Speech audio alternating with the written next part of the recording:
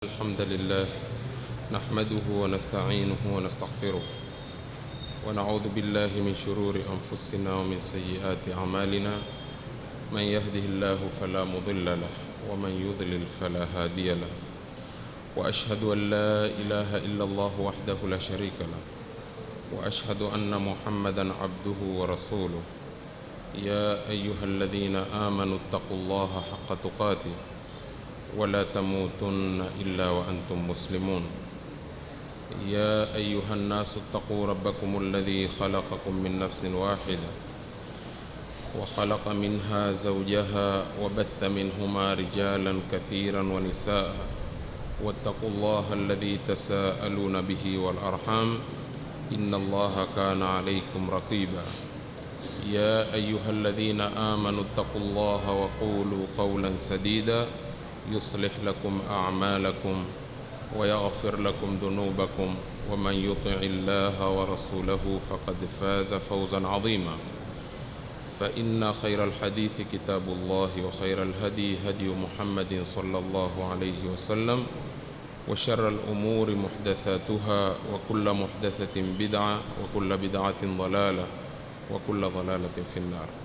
بعدكم حميد Mwenyezi Mungu Subhanahu wa Ta'ala na kumtakia rehma Mtume Muhammad sallallahu alaihi wasallam, tukiwa kwenye aya ya 49 katika suratul Ahzab, ambao aya imegawanya sehemu tatu ya maudhui yanayohusiana na tangamano la ndoa. Tukasema Mwenyezi Mungu Subhanahu wa Ta'ala amewanadia waumini kwa kusema ya ayyuhalladhina amanu, enyi mulioamini, idha nakahtumul mu'minati, munapowaoa wanawake waumini, thumma talaqtumuhunna, kisha mukawaacha, mukawataliki, mukawapa talaka, min qabli an tamassuhunna, kabla ya kuwagusa, na kugusa kuliko kusudiwa ni kabla hamujawaingilia. Fama lakum alayhinna min iddatin ta'taddunaha, hamna nyinyi kwao eda mtakao hisabu. Famatti'uhunna, basi wapeni cha kuwaliwaza. Wasarrihuhunna sarahan jamila, na muache kuwaacha kwa uzuri. Aya hii pia tulitafsiri jana, tukashika sehemu ya kwanza au mwongozo wa kwanza Mwenyezi Mungu aliposema idha nakahtumul mu'minat, kwa kuwa hapa kuna kitu kinatoitwa nikaha. Tukazungumza kwa ufafanuzi jana, na tukaanza kuanzia msingi wa usra ya watu wawili mpaka kuja dhuria ambao ni familia, mpaka kuruka kuja kwenye mujtama, wote umetokamana na watu wawili. Hii ikawa ni sehemu ya kwanza kwenye nikaha. Sehemu ya pili ambao tunaizungumza leo kwenye aya hii ya 49 ni Mwenyezi Mungu aliposema thumma talaqtumuhunna, kisha mukawapa talaka. Hapa nabudi kwanza kuzungumza kuhusu talaka. Talaka ni nini? Hikma ya kuwekwa talaka, na hutokea matokeo gani mpaka isimame talaka? Yote tutayazungumza kwenye sehemu hii ya pili, upande wa talaka. Baada dhalika tutaingilia masala ya eda kwa tofauti zake zote zilizozungumzwa na wanavyoni, kisha tuikusanye aya ya 49 kwenye aya sehemu zilizoko katika suratul Talaq na sehemu za aya nyingine ambazo ziko katika suratul Baqara. Itakuwa aya ya 49 tumeifunga barabara. Mwenyezi Mungu Subhanahu wa Ta'ala kaweka talaka kama alivyoweka nikaha. Ni nini asli ya talaka? Ma huwa aslu talaq? Ni nini asli ya talaka? Wanavyoni wasema aslu talaqi at-takhliyatu min al-wathaq, ni kujiweka mbali na kifungo, kujiweka mbali na kifungo ambacho kishafungwa. Kifungo ambacho kishafungwa ni ndoa. Ndoa ikifungwa huwa kimepatikana kifungo kati ya mume na mke. Sasa talaka ni mtu kuondoka kwenye kile kifungo. Husemwa kama wanavyosema watu wa lugha, atlaqtu al-ba'ira min iqalihi. Ukisema atlaqtu al-ba'ira min iqalihi, huwa nimemuata ngamia kumtoa kwenye kifungo chake. Kwa hivyo bila shaka ametoka kifungoni ndio akawa huru, kwa hivyo huwa ameachwa. Pia usema watallaqtuhu wa huwa talikun, imemuacha. Wa talqun bila qaidin, talq kumwacha mtu tu bila kifungo.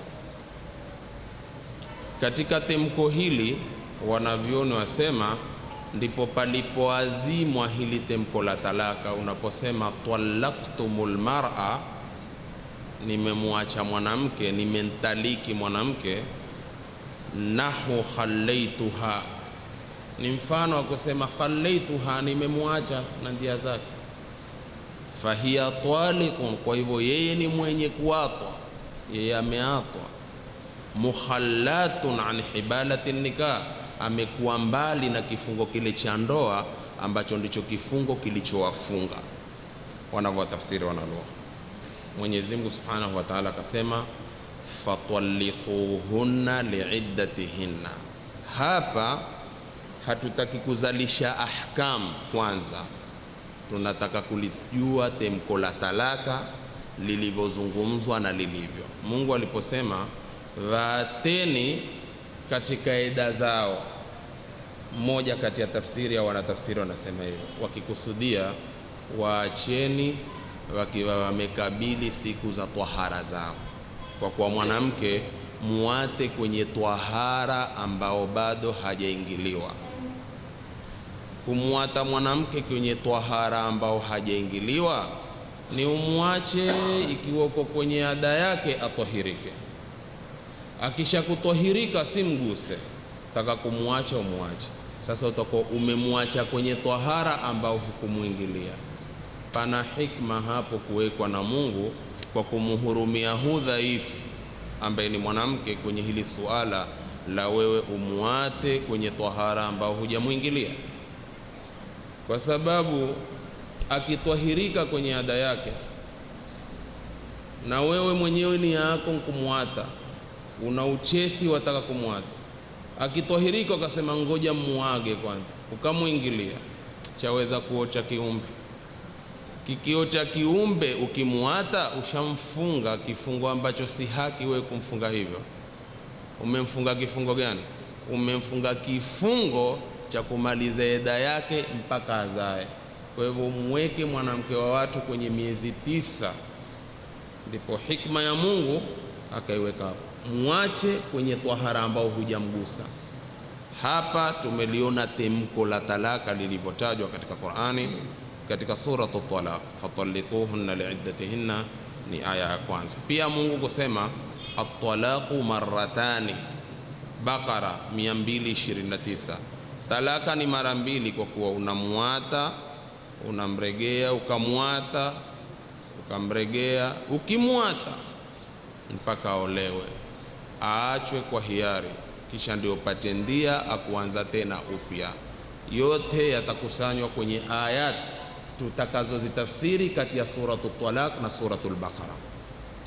Pia Mungu kusema katika 228 Baqara, walmutallaqatu yatarabbasna bianfusihinna, na wanawake wenye kutalikiwa, wenye kuachwa, watakaa kwa nafsi zao mbele kukaa kurui 3, twahara 3, ndio sampuli katika sampuli za eda. Hapa tutakapo ni Mwenyezi Mungu kutaja almutallaqat, wanawake wenye kuatwa. Kwa hivyo hili jambo la talaka ni jambo ambalo liko vipi, kwa hikma gani, ndio tuko kwenye maelezo yake. hii Mwenyezi Mungu kusema walmutallaqatu yatarabbasna bi anfusihinna, basema wanavyoni fahadha amun fi raj'iyati wa ghairi raj'iyya. Aya hii ni am kwa raj'i, talaka ambao ni at-talaqu raj'iyya na talaku ambao si raj'i. Talaku raj'iyya ni ile ambao una nafasi ya wewe kurudi mara kwanza na mara pili, ambao si raj'i ni ile ambao huna tena nafasi ya kurudi. Kwa hivyo masala ni ya eda inaingia kwenye talaka ambao ni raj'iyya na talaka ambao si raj'iyya. Na neno la Mungu aliposema wa bu'ulatuhunna ahqqu biraddihinna, hii ni 230 katika suratul Baqara, na wale waume zao ndivyo haki zaidi kuwarudia. Ina maana gani kusema ni haki zaidi waume zao kuwaregea? Aloregewa huwa amefanyweje? Naam, ameregewa huwa anayeregewa huwa amefanyweje? Sikuwa ameachwa. Kwa hivyo sema wabuulatuhunna, na wale waume zao ahqqu biraddihinna, ni haki zaidi kuwarudia. Ina maana walikuwa wamewaata, walikuwa wameata. Kwa hivyo hii ni dalili ya kwamba kwa talaka ni jambo ambalo liko toib. Na hii wabuulatuhunna ahqqu biraddihinna, wanavyoni wasema khasun fi raj'iyya, hii ni khas kwa talaku raj'i, kwa ule ambaye ameacha anao nafasi ya kufanyaje? Anao nafasi ya kurudi. Tayeb.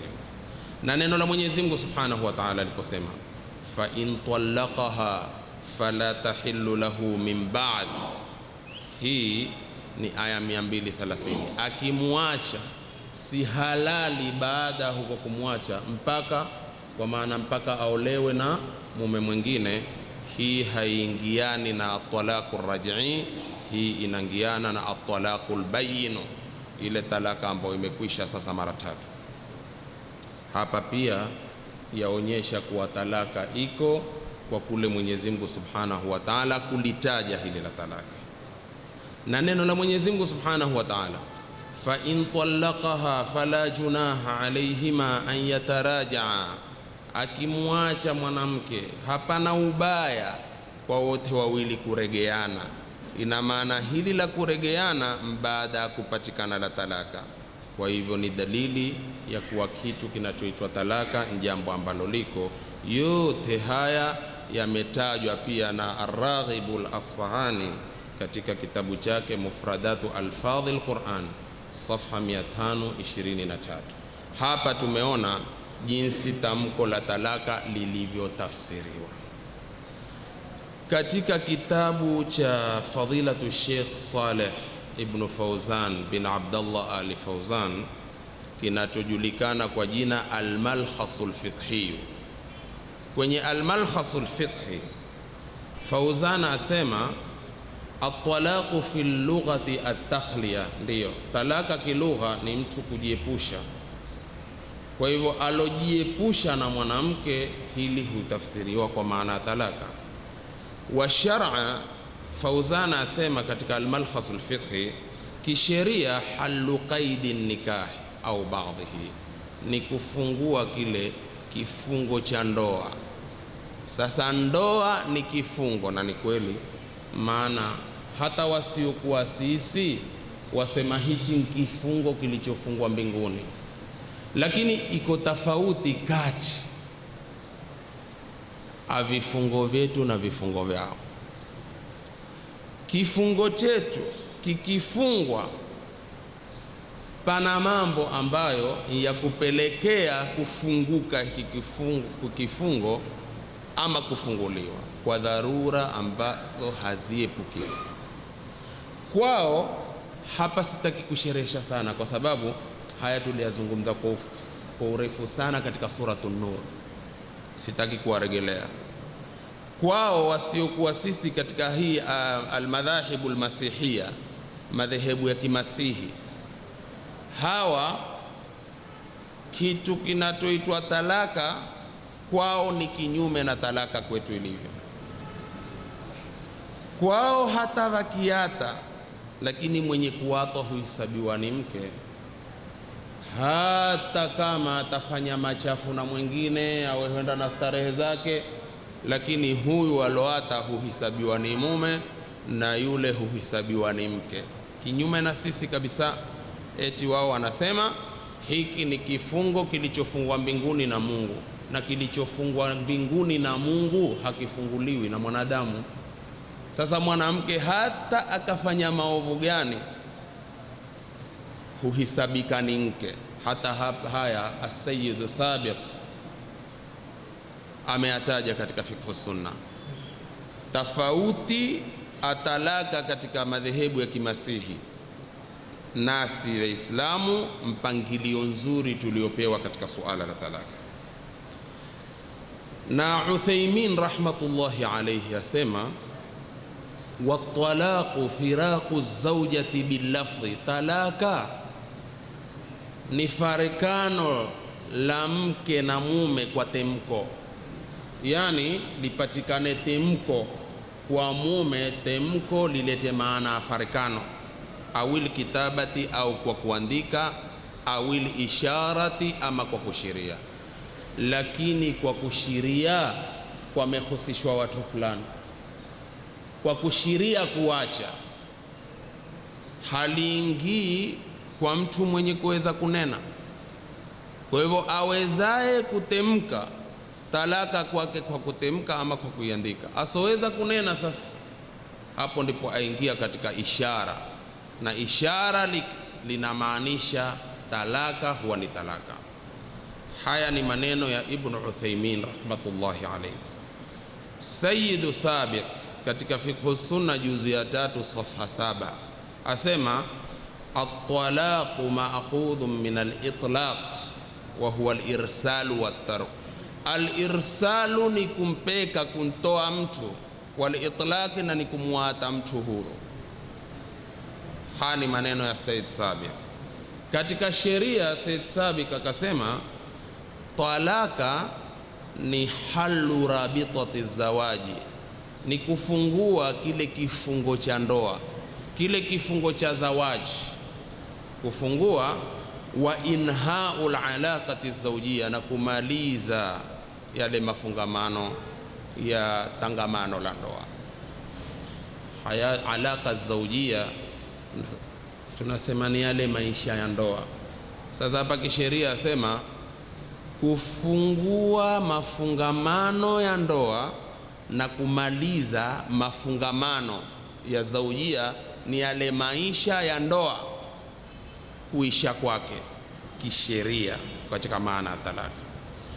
Kuna kitabu cha Wahbatu Zuhaili kinachojulikana kama Al-Fiqh Al-Islami wa Adillatuhu, juzu ya 9 safha 6863, katika maana ya inhilalu zawaj wa anwa'u al-firaq az-zawjiyya asema inhilalu zawaj, kufunguka kwa ndoa hii azawaj, maana yake huwa inhauhu bikhtiyari zawji, ni kule kumaliza kwake swala la ndoa likaisha likapatikana la talaka, tena kwa khiari ya nani? Kwa khiari ya mume. Mume kaata kwa khiari yake, au bihukmi alqadhi. Wahbatu Zuhaili asema ama kwa hukumu ya kadhi. Ina maana kadhi naye aweza kuchukua nafasi yake na la talaka likapatikana, lakini kwa kadhi imma litapatikana la farikano linalojulikana kana alkhulu khulu, ama farikano ambalo linapatikana kwa fashi. Zote hizi huingia kwa maana ni mtengamano kati ya mume na mke. Wahbatu Zuhaili kasema hivi. Na hii furqa itakuwa ina maana gani? Asema alfurqatu ikitafsiriwa kwa maana ya kilugha itakuwa bimaana aliftiraqi, kwa maana ya kufarikana, kutengana, na jamii yake nkusanya wingi wake itakuwa ni nini? Ni furaqun. Na kisheria itakuwa alfurqatu hiya inhilalu rabitati zawaj, ni kufungua yale mafungamano ya ndoa. wa inqita'ul alaqati, na kukatika mafungamano, baina zawjaini, kati ya mume na mke, bisababi min alasbabi, katika sababu yoyote kati ya sababu zozote zitakazotokea kati ya sababu, ikawa sababu ya kufunguka kile kifungo kilichofungwa cha ndoa. Hii ni kwa maana ya kisheria.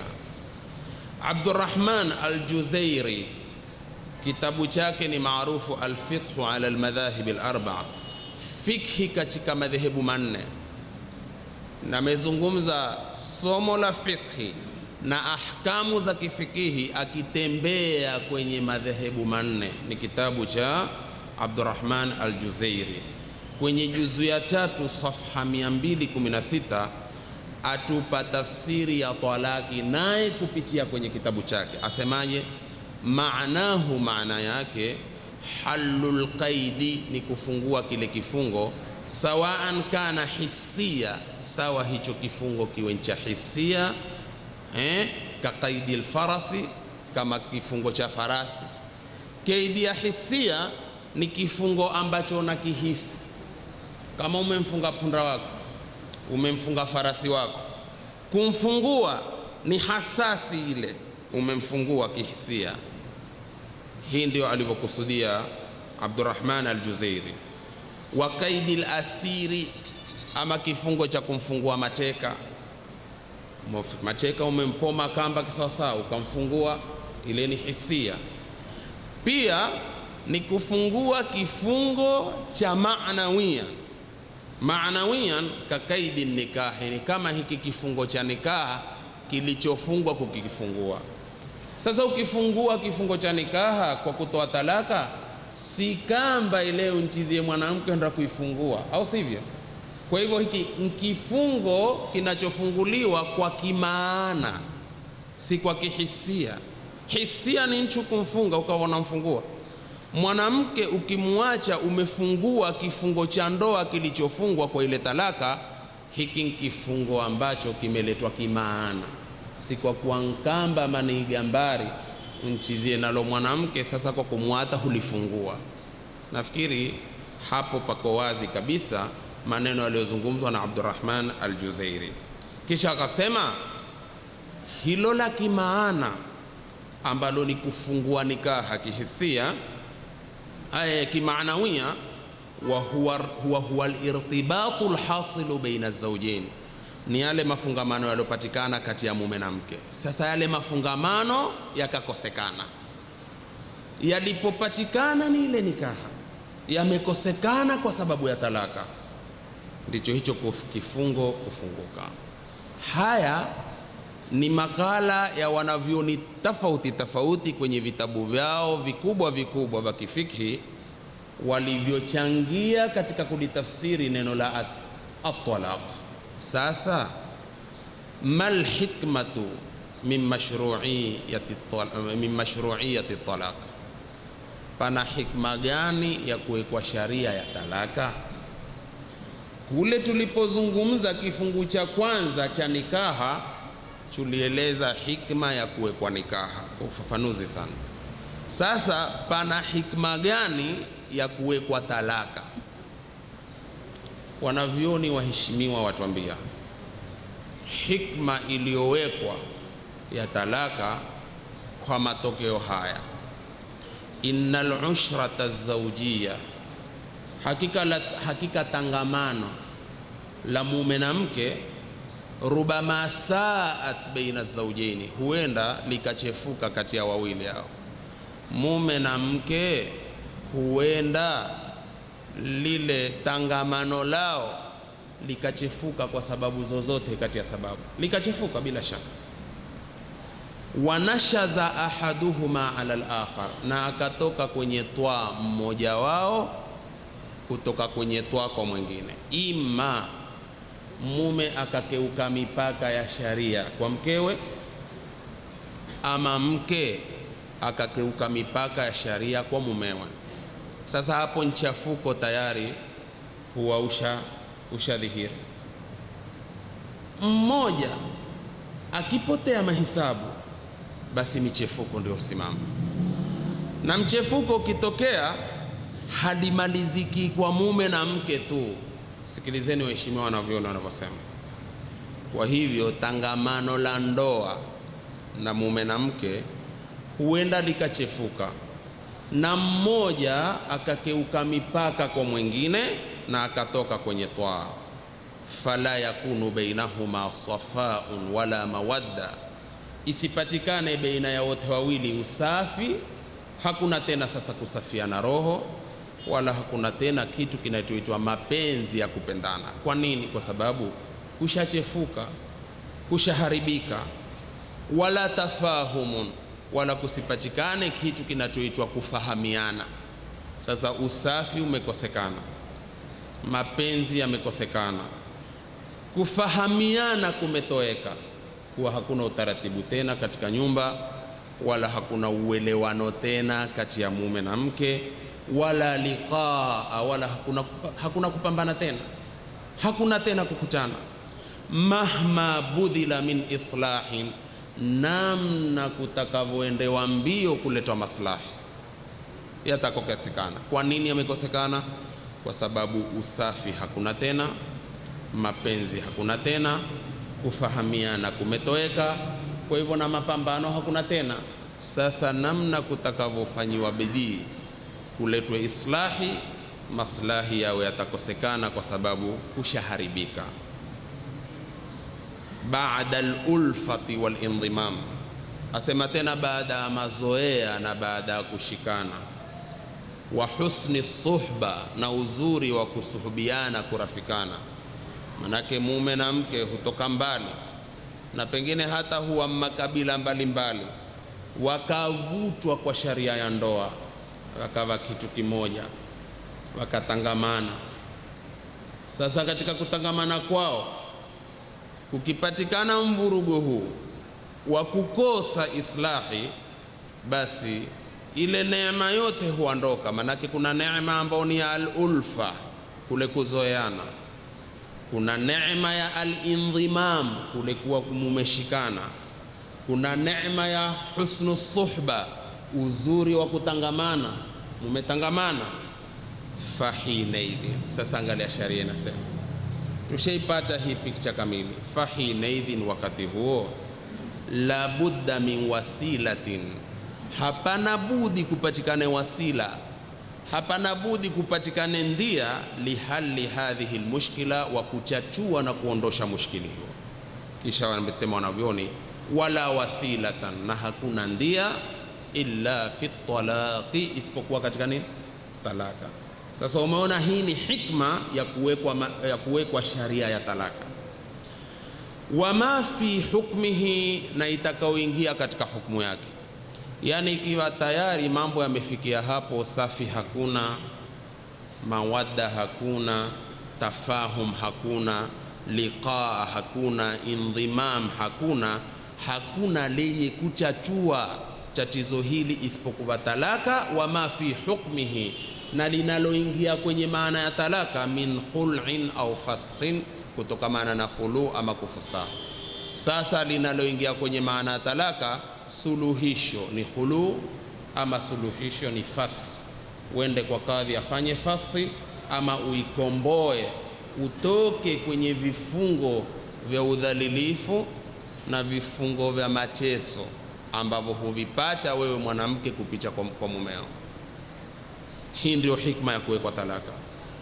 Na khulu ambapo imewekwa kwenye kuingia katika maana ya talaka ni mufaraqatu zawji imraatahu, ni mume kutengana na mkewe, ala iwadhin tabdhuluhu lahu, kwa badali ambayo mke ataitoa kumpa mume.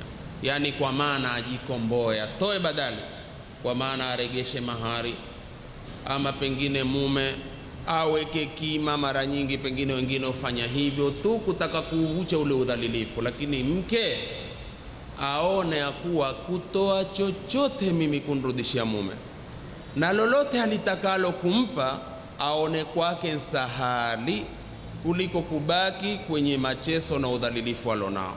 Sharia ikanruhusu ajikomboe. Wayakunu, bitalabiha, na hili la khulu huwa kwa kutaka kwake yule mwanamke. Hii ni khulu. Ama fasqi ilotiwa pia kwenye maana ya talaka, yaingia kwenye maana yake, ni halu aqdi zawaji, ni kufungua kile kifungo cha ndoa, li amri min al-umuri, kwa jambo lolote kati ya mambo yatakayotokea. Lakini asema hii fasqi wa yakunu dhalika an tariqi al-qadhi, huwa kwa barabara ya qadhi. Qadhi ndiye anayetukua hilo jukumu. Kwa hivyo hii ndiyo hikma ya kuwekwa sharia ya talaka. Kwa hivyo asema famashru'iyatu talaqi, idhan kuwekwa sharia ya talaka kwa hivyo itakuwa ni vipi? Asema hiya ainul hikmati, ndilo jito la hekima, wa muntaha al-adli wal insaf, na ndicho kikomo cha mwisho cha uadilifu na insafi na kusafiana. Maana ndugu zanguni katika imani, mwanamke hukosa namna ya raha kwenye tangamano lake na mumewe, ikawa kutulia kwake nshati lipatikane moja kati ya haya.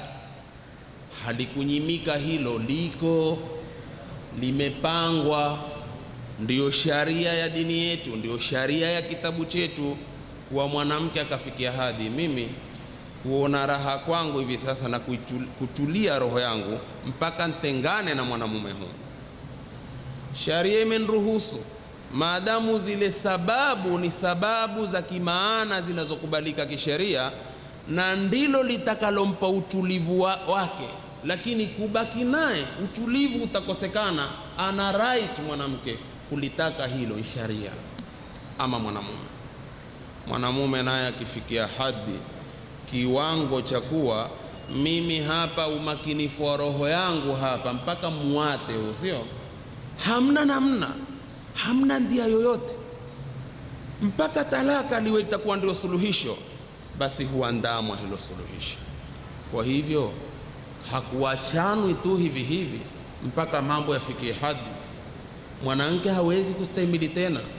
Kuna haki ya kunganda, sitaki juu ya yote ninakufanyia na kukuata sikuati. Sivyo tunavyosema sisi waume?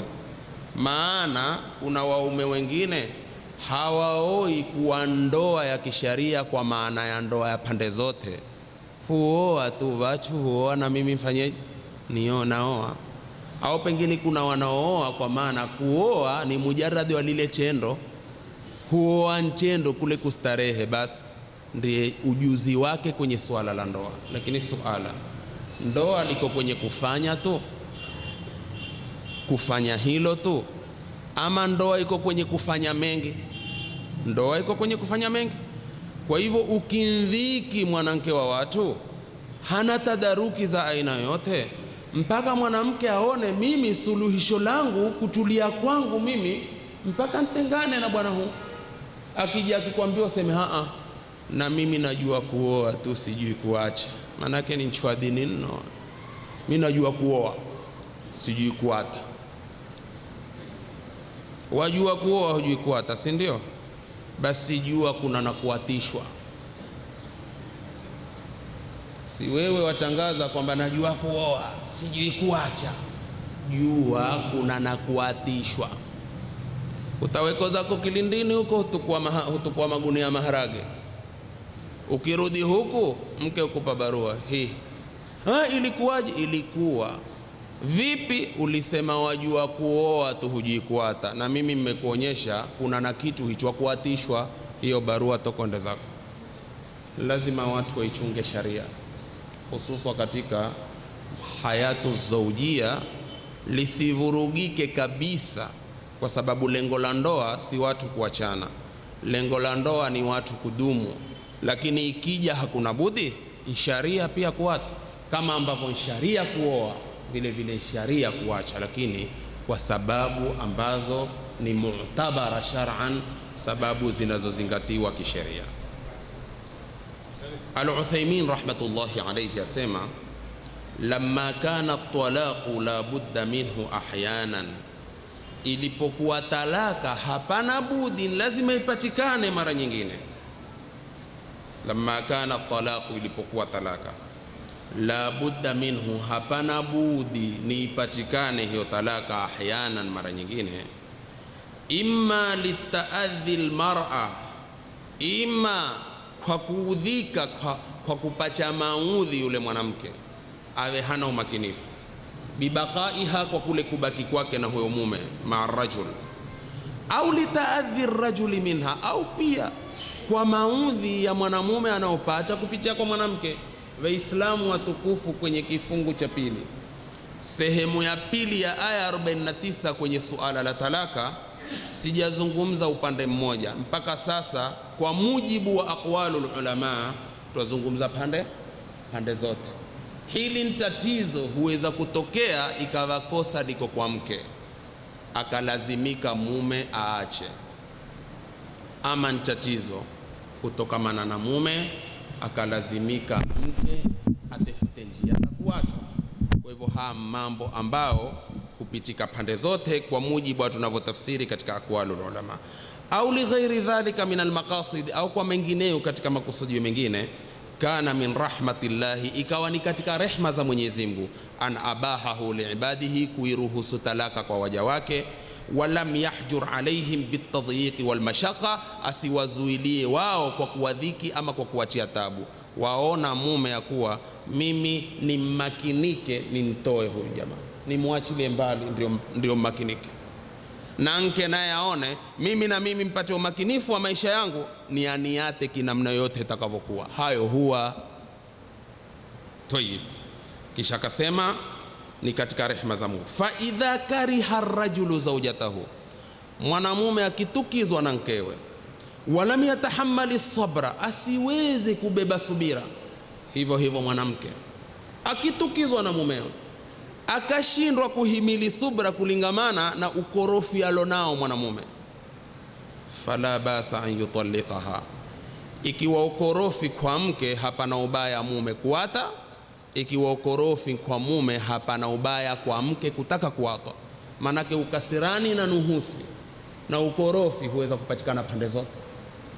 Huweza ikawa mwanamke kwa mume nyumbani mocho tune, ama mwanamume vile vile ikawa ni moto kwenye nyumba, hakuna umakinifu. Sababu zozote zinazozingatiwa kisheria zikipatikana, ziwe zimetoka kwa upande wa mke ama zimetoka kwa upande wa mume, la ruhusika linaloitwa talaka, ima mwanamke aombe ama ikiwa ni mwanamume aitoe, kwa kosa ya pande zote mbili. Muhammad Ali Sabun katika tafsiri yake Rawai al-Bayan fi tafsiri ayati al-ahkam min al-Qur'an al-Karim, juzu ya kwanza safha 375, asema abaha al-islamu talaqa, Uislamu umeruhusu talaka, wa atabarahu abghadha al-halali illa Allah, lakini Uislamu ukazingatia ni halali itukizao sana kwa Mungu, japokuwa ile hadithi abghadhul halali inda Allahi at-talaq, halali inautukiza zaidi kwa Mungu ntalaka, wako waloidhufisha hii hadithi. Lakini tukienda kwenye malengo ya ndoa ni wachu kudumu, si wachu kuatana. Ikikosekana sababu na ikipatikana pingamizi au watu kuendelea na maisha ya ndoa, masilahi huwa kuatana, kwa sababu twatakiwa sisi tuishi katika ardhi ya Mwenyezi Mungu, tuwe na maslahi na tuwe na utaratibu na tuwe na utulivu wa roho. Na nyumba ikiwa haina umakinifu kati ya mume na mke, kukosekana kitu kinatoitwa amani ya ndoa, kosekana. Na nafikiri haya ndio matatizo yaliyoko katika majumba, bali ndio matatizo tulionao sisi. Hao ndio matatizo yaliyoko, ima mke kasrani ama ima mume kasrani, pande zote. Ima haki mke hazipati ama ima haki mume hazipati, pande zote zaendelea. Jiandae tu ikiwa una mushkili, inshallah utauliza. Ndipo kasema Muhammad Ali Sabun, abaha al-islamu talaqa, Uislamu umeruhusu talaka, wa atabarahu abghadha al-halali inda Allah, ukazingatia ni halali inaotukiza zaidi anaoitukia Mwenyezi Mungu. Wadhalika lidharuratin qahira, na hilo la talaka kwa dharura ngumu sana isiyoepukika. Mwanamume hana namna, ndugu zanguni, mpaka aate. Mwanamke awe hana namna mpaka aatwe, tena kwa kutaka yeye mwenye kuatwa. Kutokea hayo. Wa fi dhurufi istithnaiya muliha, na katika dhurufu, mambo ambayo yametolewa, tena mambo ambayo ya kunsonga mtu. Mwanamke amesongeka uko hapa, zimemfika hapa, au mwanamume au amesongeka zimefika hapa. Ye shekhe, we kuna wanaume shekhe wamefikwa hapa na wake zao, kuna na wanawake wamefikwa hapa na waume zao. Nini suluhisho? Hakuna suluhisho lingine. Suluhisho lingine ni kutengana. Kuna suluhisho ni kutengana. Mume apate wasaa wake ikiwa ndio alilotarajia, na mke naye apate wasaa wake. Lakini hakuna ruhusa kuwa tangamano la ndoa eti watu waketi iwe maudhiko tu, uwe humtuna na kunkera na kunsonongoa mwanamke wa watu, hujali. Hakuna suluhisho hapo lisilokuwa la talaka. Kwa hivyo tunazungumza kitu ambacho ni dini, na tunazungumza kitu ambacho sharia imeruhusu, japo imewekwa kwa dharuratul al-quswa, dharura zisizoepukika. Na hufikiwa mwanadamu na dharura zisizoepukika, au sivyo jambo? Maana kama hazifikiwi, kungekuwa hakuna kitu kinaitwa talaka, ingekuwa ndoa tu, nikaha tu. Lakini mbona hata katika mafaili ya ofisi za chief kadhi wasemaje? Wasema talaka ni nyingi kuliko nini? Kuliko hata nikaha. Nini? Ni kwa kuwa watu wamedhikika shekhe. Tuna dhiki sisi, hudhiki watu shekhe, hudhiki nno watu, na haifai kuoa kwa kumdhiki mwanamke wa watu. Qur'ani imekuja kwa mifumo miwili. Mfumo wa kwanza ni almuasharatu bilma'ruf, wa ashiruhunna bilma'ruf, tangamaneni na wao kwa wema. Hujui wema wewe, tangamana nao kwa wema. Kwa hivyo ni lazima mwanamume atangamane na mkewe kwa wema. Kisha mfumo mwingine uliokuja katika Qur'ani ni wala tumsikuhunna dhirara, musiwashike wanawake wa watu kwa lengo la kuwadhuru. Mwanamke ulipomuoa si mtumwa wako. Kama ulikuwa wataka watumwa, nenda kaajiri wa kukutumikia. Usimfanye mwanamke wa watu ni mtumwa wako. Lazima ufuate malengo ya ndoa. Sasa waambie wala tumsikuhunna dhiraran, musiwashike wanawake kwa lengo la kuwadhuru, na litakiwalo ni waashiruhunna bilma'ruf. Likikosekana almuasharatu bilma'ruf, basi ni lazima kuwe ni michefuko tu kabisa. Sasa asema lazima zipatikane zile dhurufu istithnaiya muliha, mambo ambayo yamejitokeza ya kumsonga mtu. Yakitokea mambo hayo, asema taj'aluhu dawaan wa ilajan litakhallusi min shaqa'in muhattamin qad la yaktasiru ala az-zawjayn bal yamtaddu ila al-usrati kulliha. Asema zitokee dhurufu hizi ambazo zitafanya ziwe matibabu ama ni ilaji ya kuweza kuchakasa ule uovu ulotokea, uovu ambao, sikiliza wanavyoona wanavyosema, uovu ambao qad la yaktasiru ala zawjin, haukomi kwa mke na mume, bali yamtaddu ila al-usrati kulliha, bali waweza kunyoka na kupanuka kwa familia yote, kwa sababu mume na mke zishakuwa ni familia mbili, na zishakuwa sasa ni nkao katika familia, familia upande wa mke na familia ya upande wa mume, tayari ishakuwa ni usra wahida. Sasa ukorofi ufanyao wewe mwanamume, ndio huu korofi huchambaa kwa familia yote. Sasa zikawa familia mbili, ushalitia yundu la uovu kwa sababu ya uovu ulionao kwa kukosa uzuri wa tangamano wewe na mkeo. Fayuqallibu hayataha ila jahimin la yutaq, yageuke maisha ya ndoa kwenye moto ambao hauwezekani tena. Nani alosababisha yote haya? Suul muashara, ima wewe mume ama mke. Maneno ni marefu kwenye kitabu hiki tulichokitaja Rawaiul Bayan yanayohusiana na hili tokeo. Hapa nimechukua maneno nusu tu ya kuunganisha ufahamu wa hili la talaka kwenye dharura isiyoepukika. Al-Ustadhul Fadhil Ahmad Muhammad Jamal kwenye kitabu chake ambacho alikusanya mihadhara, kakusanya mihadhara mingi, kikawa kitabu kamili.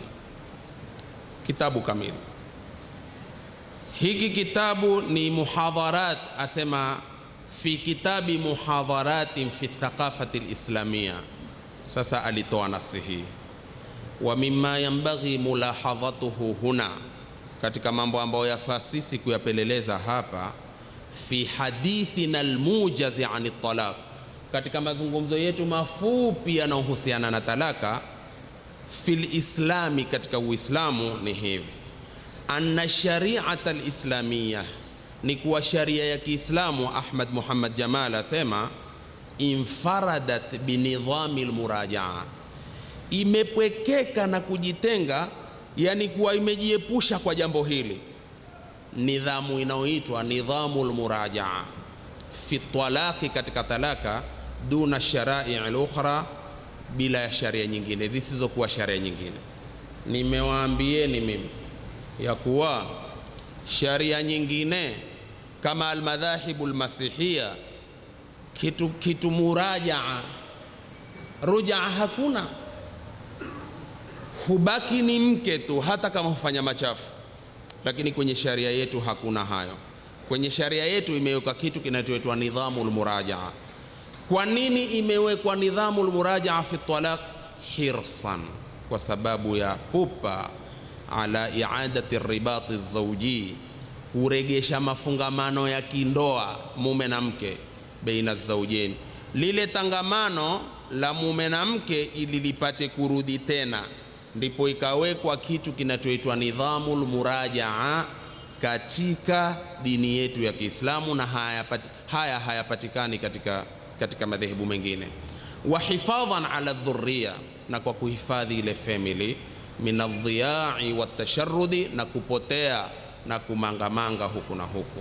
Wastislahan, na ni kufanya maslahi, lima fasada baina zawjaini, kwa uharibifu ulopatikana kati ya mume na mke, min mawaddatin wa sakanin, kutokamana na mapenzi na kutokamana na makao.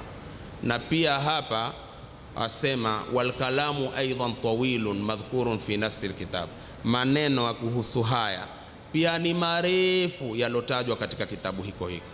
Ndipo Waislamu watukufu, kwa sababu zisizokuwa na maana, ndio watu waliko hawapitishi talaka, lakini sababu za kimaana hakuna ndia mpaka zipitishwe hizo, kwa sababu huwa ni maslahi ambayo yatarudi kwa mke ama ni maslahi ambayo yatarudi kwa mume. Kwa hivyo hili liko katika sharia. Imepokewa kutoka kwa Mtume sallallahu alaihi wasallam kuasema, inna min abghadhil mubahati inda Allahi azza wa jalla at-talaq, na katika lafdhi abghadhul halali inda Allahi at-talaq, kuna waloidhoofisha hii hadithi, lakini twastadili nayo kwa sababu njia ni nyingi mno zilizozungumzwa kuhusu suala la talaka, na suala la talaka hakikatan halipendezi ikiwa litakuwa halina sababu za kisheria. Sababu za kisheria zikipatikana, huna namna Sheikh, mpaka uache ama uachishwe ama mwanamke ajikomboe kwa namna yoyote. Alhanafiyatu walhanabila wasema kuhusu talaka, at-talaqu mahdhurun, talaka ni jambo lililoharamishwa, lima fihi min kufrani ni'mati nikah, kwa yanayopatikana mtu kukufuru neema ya ndoa, kwa hivyo itakuwa ni kufru neema. Sasa kusema limeharamishwa lisikushtue kuwa limeharamishwa kweli ikiwa halina sababu za kisheria. Sababu za kisheria zikipatikana ndio maslahi, haliwezi kuwa ni haramu. Umefanya lengo ambalo ni kufikia kwenye maslahi. Tayib, hakika kisha kasema inma ubiha lilhaja, talaka imeruhusiwa kwa dharura. Wayuhmalu lafdhul mubahi, huchukuliwa hili temko la ruhusa, kuruhusiwa hili, ala ma ubiha fi baadhi alawqati, kwa lile lililoruhusiwa kwenye baadhi ya nyakati, allati, nyakati ambazo tatahaqaqu fihi alhaja almubiha, la hakikika hili la haja ambalo limefanya talaka iruhusiwe. Ikihakikika hiyo sababu, basi talaka imeruhusiwa. Tayib, pana kitabu hiki kinachojulikana kama Alwajizu fi fiqhi sunna wal kitab al-aziz lidoktor Abdul Azim Badawi, mlango babu talaq, safha 321. Huyu mwenye Alwajizi asema hivi: walmutaammilu fi ahkami talaqi, yule mwenye kuzingatia katika hizi hukumu za talaka, yataakadu lahu, inamuhakikishia yeye, inanchilia nguvu yeye, madai hirsi lislami ala muassasati lbeit, kiwango cha mwisho cha Uislamu juu ya ujenzi wa nyumba, wa raghabatihi, na raghaba ya Uislamu, fi baqai shirkati baina zawjain, katika kubaki ushirika kati ya mume na mke. Dhalika, hilo mwenye Wajizi asema, anna alislama, ni kuwa Uislamu, hina abaha talaqa, wakati uliporuhusu talaka, lam yaj'alhu maratan wahida, Uislamu hukufanya talaka kwa mara moja, ukiata ndio basi, waata warudi, waata warudi, ukiata tena ndio hurudi mpaka olewe uruhusike kurudi. Kwa nini uate kurudi, uate kurudi? Ni kwa kuwa Uislamu una raghaba kutangamanisha wawili walotengana, bihaithu tanqati'u hadhihi alalaqa, kwa namna ambao haya mafungamano hukatika baina zawjain, kati ya mume na mke. Asema fala tattasilu abadan, yakawa hayaungani kabisa. Idha talaqa ar-rajulu al-mar'a, mwanamume anapomwacha mwanamke. Wa innama abaha talaq, Uislamu umeruhusu talaka. Wa amarahu, na ukaamrisha, an yakuna ala marrat, kuwa kwa mara nyingi. At-talaqu marratani fa imsakum bima'rufin au tasrihun biihsan. Bakara aya 229. Umeona, haya ni makala tofauti tofauti ya wanavyoni kuhusiana na swala hili, kuwa liko vipi kama tulivyoeleza, na sio kuwa lapendeza, lakini kwa dharura zisizoepukika, ikiwa ni maslahi kwa mke ama ni maslahi kwa mume, hapana budi la talaka lipatikane. Na nikaeleza ya kuwa ni ipatikane talaka ama yenye kuingia kwenye maana talaka. Lenye kuingia kwenye maana talaka ni nini? Ni ima ipatikane khulu ama ipatikane fas, kwa sababu itakuwa ndio kutaratibika kwa mwanamke na itakuwa ndio kutulia hali yake kwa sababu ya ukorofi au pachao kupitia kwa mumeo. Sasa kuna mushkili mmoja leo pia nitaka utoke, lakini kutoka kwa mushkili huu, hivi ulivyokaa kwa umakinifu hiyo, makinika hivyo na usikilize zaidi kushinda vile ulivyokuwa ukisikiliza, kwa sababu hili ndilo tatizo ambalo liko na ndio hoja ambayo hutolewa sana na wengi. Sasa Waislamu watukufu, nitalisoma hili tatizo kwa mujibu wa wanavyuoni walivyozungumza, na tutapata mwelekeo, kwa sababu mwelekeo mimi nauona huu hapa. Nitawatafsirieni mujue ndio mwelekeo. Ukinsikia mtu asema kinyume, una haki ya kumrekebisha, ama ukifanya wewe utajijua nilivyofanya sawa ama makosa. Kwa hivyo mawili utachagua, ima uwe umelifanya umebaki na mke wako wazini, ama utaamua kujitenga kwa kuwa umeelewa hivi ilivyokusudiwa na wanavyoni. Kwa uelewa wetu, uelewa wa sawa ni upi? Lipi? Talaqul ghadban. Talaqul ghadban, mimi nasema kwenye talaqul ghadban kuna wengi wazini. Talaqul ghadban kuna wengi wazini. Nililisema wakati mmoja, mkasema ya kuwa mimi nasema watu wa Bakarani wanazini. Nilisema hivi, sikusema watu wa Bakarani wanazini, nisema wengi wazini kupitia kwa huja hii. Kuwata zaidi ya mara 100 kwa kivuli cha hasira ili iwe si talaka.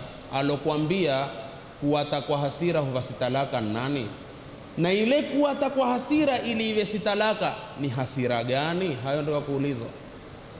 Sasa tujue ni kiwango gani cha hasira ukimwacha mke wako hakuwatika, na ni hasira gani huwa umekasirika na ameatika, lakini chukafanya mambo ya uwenyeji na talaka zikawa zimeisha hisabu yake, lakini sisi tukawa tumefinika mwavuli wa hasira.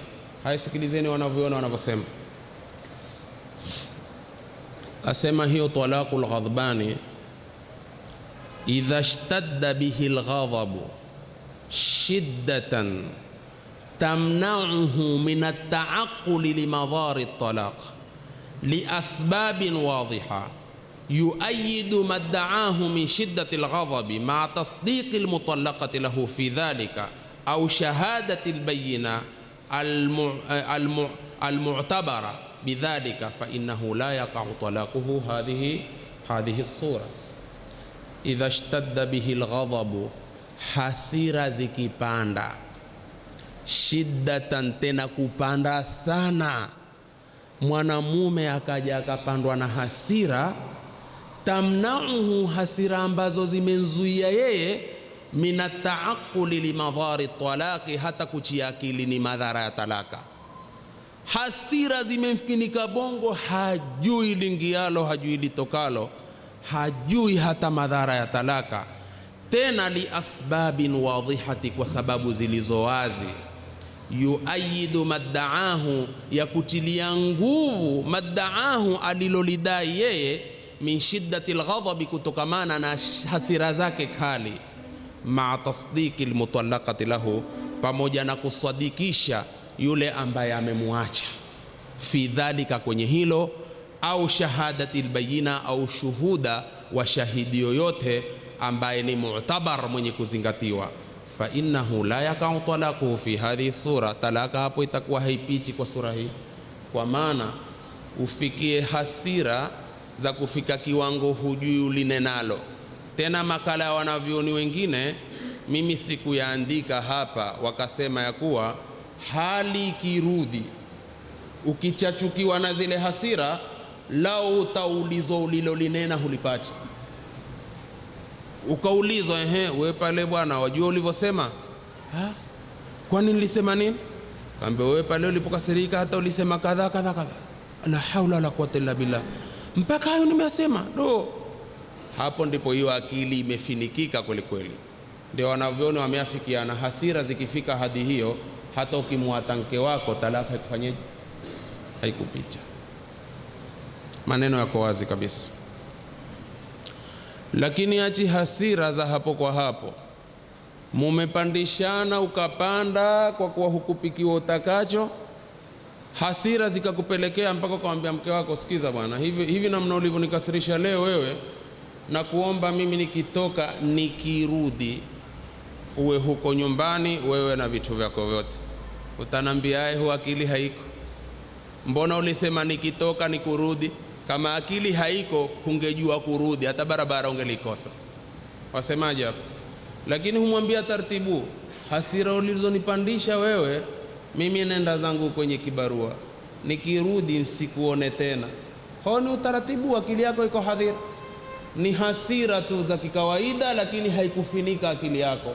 Hasira hizi ndizo hizi hasira za kuwafanya wengi wazinio. Maanake umekasirika, zikikupanda mmekuata, ikichunguzwa ile talaka, hapana, ilikuwa ni hasira. Mwanamke wasemaje, ajua mvuli wangu na hasira, mvuli wangu hasira zake nyingi, acho ncheche, mvuli wangu na hasira. Hasira za hapo kwa hapo. Mara umekasirika tena umemwata, mara umekasirika tena umemwata. Na wako wachu hawa katika mujtama wameata zaidi ya mara 5 kwa suala la hasira. Hasira ilivyozungumzwa na Uislamu ni hii, kwa kiasi ambacho wewe zikichachuka, ukiulizwa ulilolinena huwezi kupacha lolote. kwa sababu ilikuwa akili imefinikika kweli kweli.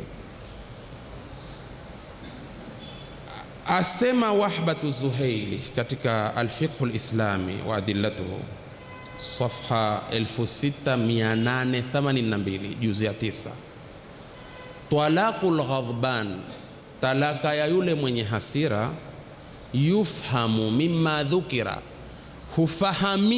hufahamikiwa hii talaka ya mwenye hasira kulingamana na ilivyotajwa.